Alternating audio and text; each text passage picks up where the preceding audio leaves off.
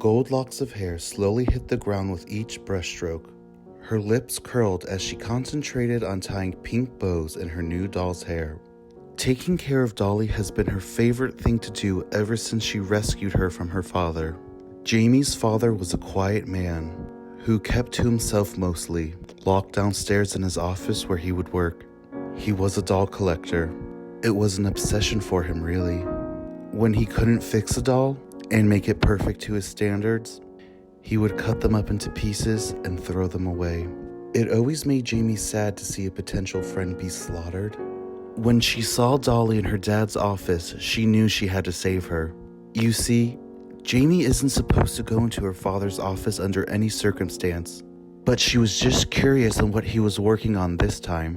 When she opened the door and saw Dolly sitting there in her father's chair, rope binding her hands, behind her back, wrapped tightly around her legs as well, duct tape across her mouth, Dolly looked scared.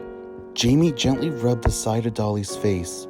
She frowned when she noticed the scar on Dolly's cheek. That means her father was going to get rid of her, just like the others. Almost every doll her father worked on never made the cut. This always made Jamie sad. This was one of the reasons why Jamie was never allowed to go downstairs. She would always get in the way and get attached to the dolls. This would always break Jamie's father's heart when it came time for him to cut them up. Jamie couldn't just leave knowing what was about to happen to her, so she quietly snuck Dolly upstairs to her room and hid her under her bed for the night. In the morning, Jamie was woken by her panicked father, shaking her awake. "What is it?" Jamie asked in a sleepy voice. It's the doll I've been working on for these last couple of days. She's missing from my office. You wouldn't have happened to have seen her, would you?" "No, father," Jamie replied. "Jamie, you must answer me truthfully, okay? You know I don't want anything to happen to us. For me to go away and for you to be taken from me? Forever?" "Yes, father, I know." "All right, Jamie, I believe you." He sat on the bed and held his daughter's hand. "You know I just want the best for us, Jamie." "Yes, father." "Okay then." Jamie's father leaned in and kissed her on the forehead. "I have to go find her. I will be out for a while to make sure she's not hiding anywhere in the woods around us."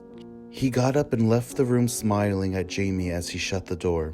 Jamie waited patiently until she heard her father leave the house. She helped Dolly from under her bed. She sat her on her pink princess chair in front of the mirror.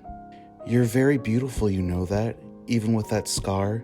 You don't deserve to be cut up and thrown away." So she stood there fixing Dolly's hair, combing it, gold locks slowly hitting the floor. She smiled in the mirror, making eye contact with Dolly, who had tears running down her face. "It's going to be okay, Dolly," said Jamie. "You're not going to end up like the other missing woman my daddy kidnaps. He won't kill you like the others. I'll take care of you forever. We can be best friends." You see, Jamie's father was the town's mortician. He was also the town's serial killer. He would stalk and kidnap local women he thought were beautiful, with the idea of taking them to his office and embalming them alive, preserving them forever, and making them his perfect human doll. Jamie's mother was an actual doll collector, and when she decided to leave her father for another man, that drove him to his breaking point. He used to only kill animals as a hobby and taxidermy them. But when she left him, that's when the killing started.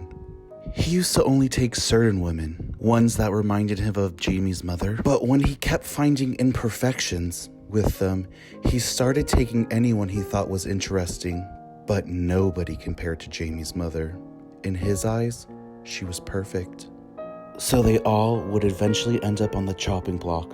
Jamie's mom was in fact the only doll to actually make the father's collection, which was probably the reason none of the other dolls could compare to her. Jamie missed having someone to talk to, someone to do girly things with, like makeup or have slumber parties with, someone to keep her secrets from her father. So she looked at Dolly again and whispered in her ear, "It's okay, you can stay with me. I'll take care of you, and my father will never find out. You'll be my doll forever."